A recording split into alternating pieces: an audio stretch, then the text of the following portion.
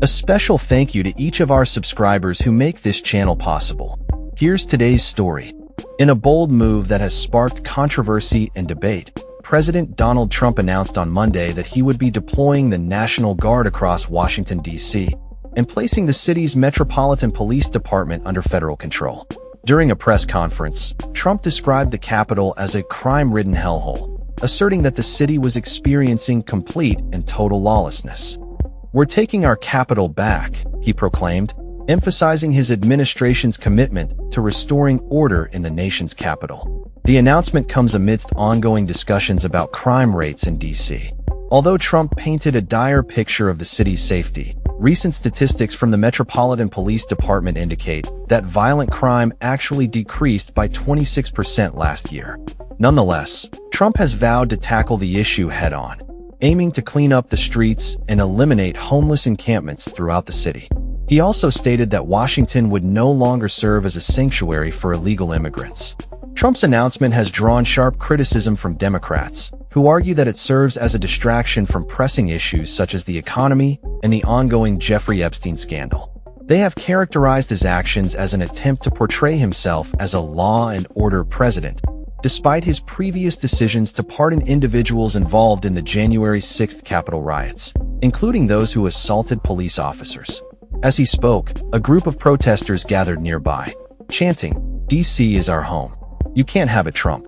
In the 2024 election, Vice President Kamala Harris received 90% of the district's vote, highlighting the stark political divide in the area. Trump's deployment of the National Guard and federal law enforcement personnel, including over 100 FBI agents and members from various agencies, such as the DEA and IC, raises significant questions about federal overreach and the relationship between federal and local law enforcement.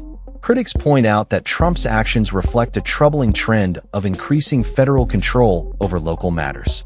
During his press conference, Trump also criticized what he termed a sick woke culture, referencing the protests and statue removals that followed George Floyd's death in 2020.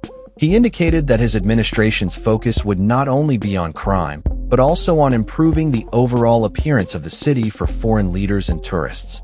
"We need to make a show of strength," Trump stated, asserting the importance of presenting a clean and orderly environment.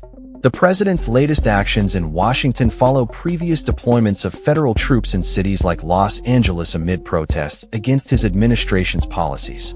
Trump hinted at plans to replicate this model in other cities, including Chicago, as he continues to push for a more aggressive federal response to urban crime. "Maybe they will self-clean up. Maybe they will self-do this," he remarked, suggesting that the federal presence could encourage local authorities to take more responsibility.